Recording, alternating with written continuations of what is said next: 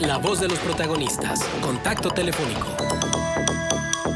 Maestro Miguel Ángel Ordaz, muy buenos días. Gracias por estar con nosotros. Saludamos con muchísimo gusto a Manuel Cerrato y Marcela Pámanes. Y bueno, pues atentos a esta evaluación que pudiéramos hacer de estos primeros años del gobierno del presidente. Buenos días, Marcela. Buenos días, Manuel. Pues, ante la ausencia de datos es difícil hacer una evaluación. Pudiéramos pensar que ha habido algunos logros en relación a lo que se inició como parte fundamental de este periodo de gobierno, y que tienen que ver básicamente con la existencia de un esquema de disciplina financiera, los programas que hay de atención a los pobres, de apoyo fundamentalmente de carácter económico, y algunos otros que tienen que ver con factores externos, como sería, por ejemplo, el establecimiento de una política laboral,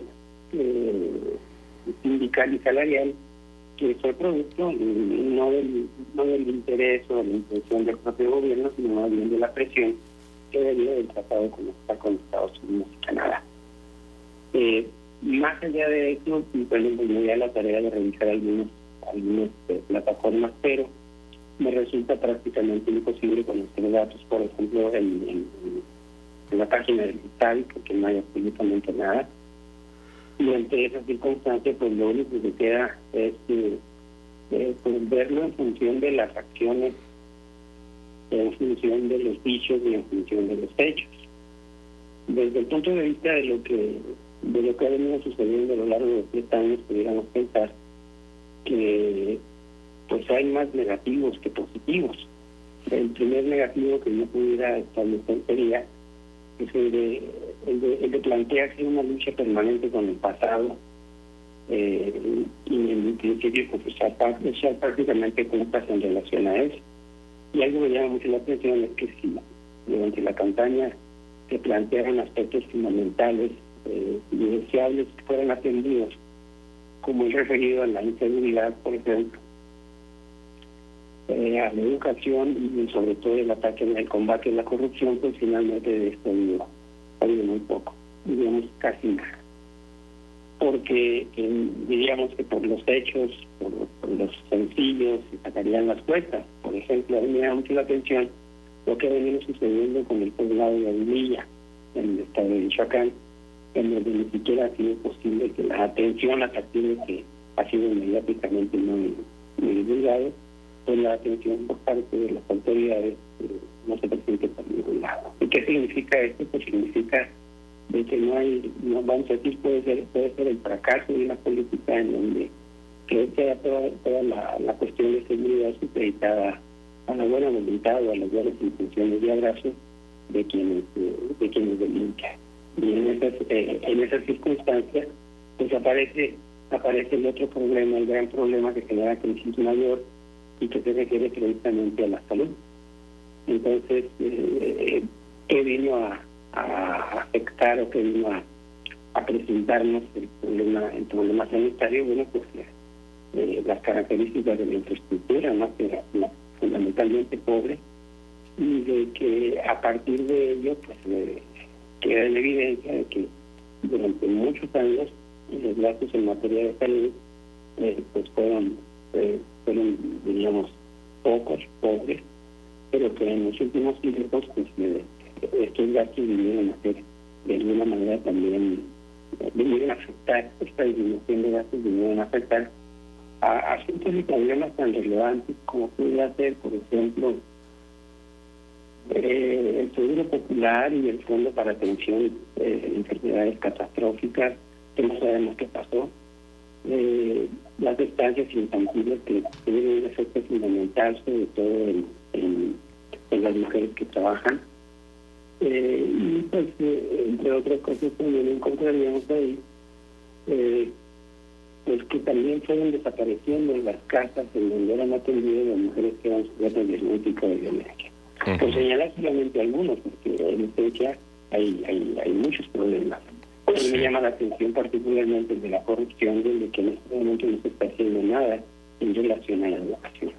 y bajo eso, bueno, pues diríamos que la última posición en relación al pasado, y el pasado tiene que ver con que no se han conformado en los cárteles como si fuera un oeste, y no pues que les pudiera decir de la existencia de una estrategia seria para el combate, no solamente a la cuestión de la violencia, de la inseguridad, sino también en relación a la corrupción.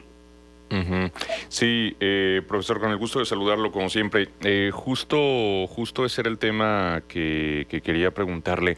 Dijo el presidente López Obrador en ese acto protocolario de los 3 años de su triunfo electoral que todo el problema del narcotráfico y la violencia que generan los grupos del crimen organizado es heredado, que en este sexenio no han aparecido más grupos, bueno, posiblemente no hayan aparecido grupos grandes, pero los que existen se han fortalecido. Lo vemos con el Cártel Jalisco Nueva Generación, que tiene diversos territorios, como por ejemplo Guanajuato, pues totalmente ensombrecidos, y los testimonios de habitantes de la capital del estado, de Irapuato, de Celaya, pues dan cuenta del horror que se vive de forma constante. Y ha habido eventos pues que se han vuelto notorios en el ámbito nacional, como por ejemplo también en Zacatecas con lo de los puentes, las masacres que lamentablemente no paran. Y aún así dice el presidente que no tiene la intención de combatirlos frontalmente, y lo preocupante es que realmente no se ve una estrategia de seguridad pública. Afirma el mandatario que la Guardia Nacional tiene una aprobación ciudadana del 70%, pero todavía está medio confusa cuál es la participación de la Guardia Nacional en una estrategia de seguridad, entre comillas, que insisto, no se ve por dónde, y que de haberla, pues no involucra a los gobiernos locales. Prueba de ello la eliminación, por ejemplo, del Fortaseg, que deja pues en mayor indefensión a las policías locales.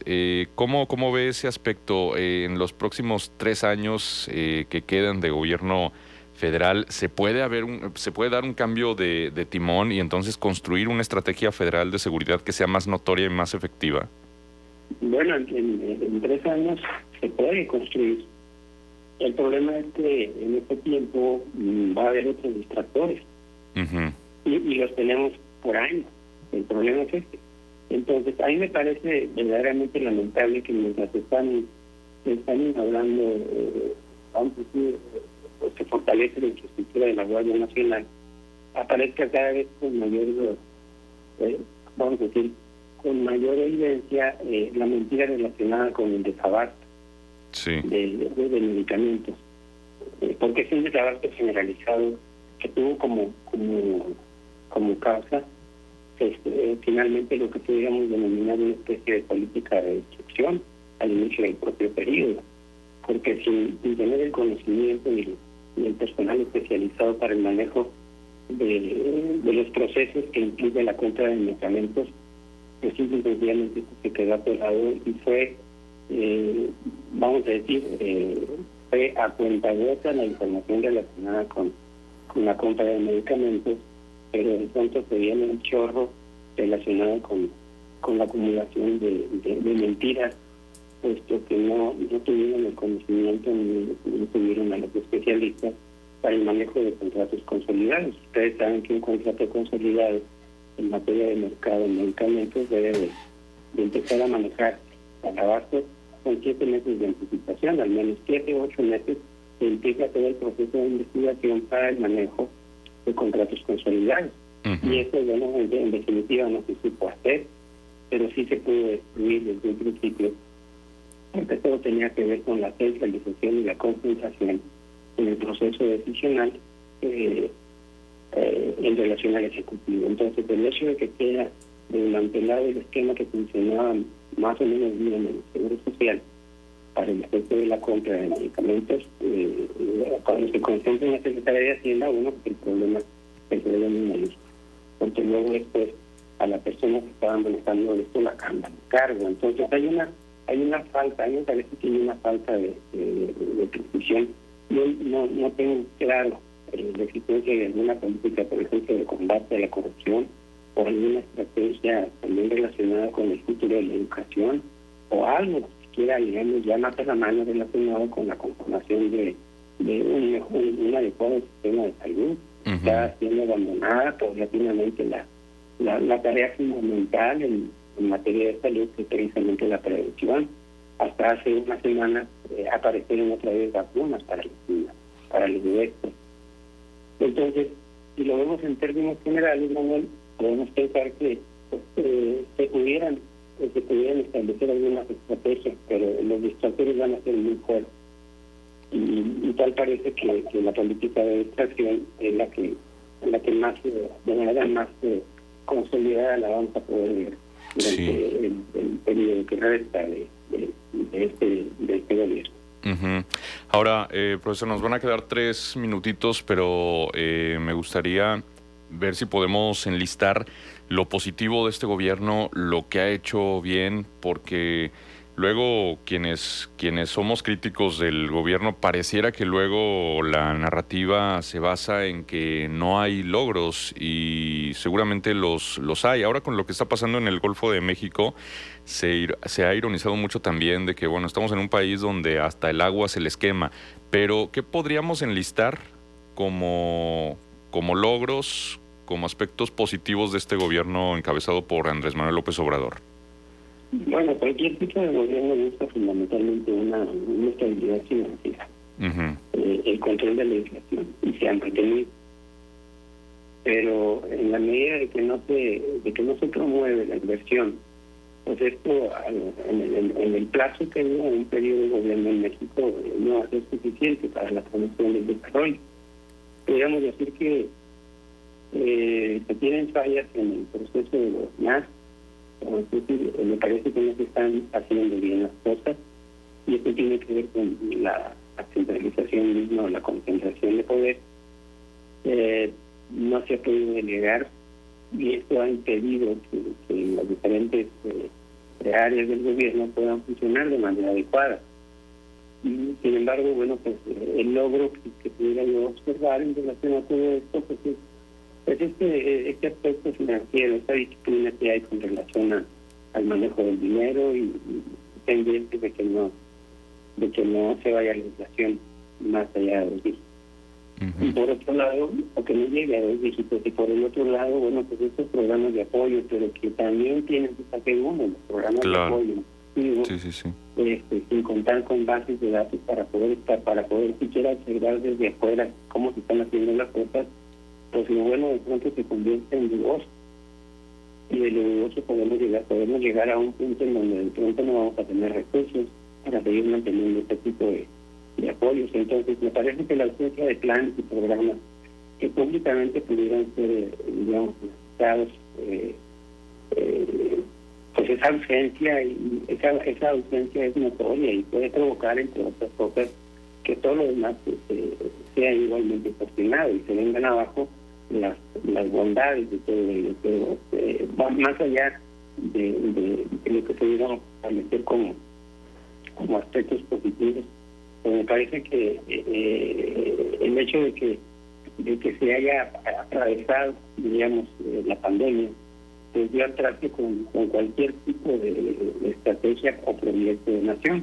Y ante estas circunstancias, pues no quedó de otra más que ir sobre la marcha atendiendo los diferentes problemas, y que pues nos parece ser que en algunos casos la atención fue deficiente. Muy bien. Pues, maestro, muchísimas gracias por habernos acompañado, por ofrecernos su punto de vista, siempre valioso, y lo que queremos es que este espacio se enriquezca con diferentes formas de ver todos los ángulos de una misma información. Muchísimas gracias. Gracias a ustedes, buenos días. Hasta luego. El maestro Miguel Ángel Ordaz, analista político, estuvo con nosotros para hacer un balance de los primeros 3 años de gobierno de Andrés Manuel López Obrador. Son las 8:49. Vamos a hacer pausa y regresamos. Contextos. El programa líder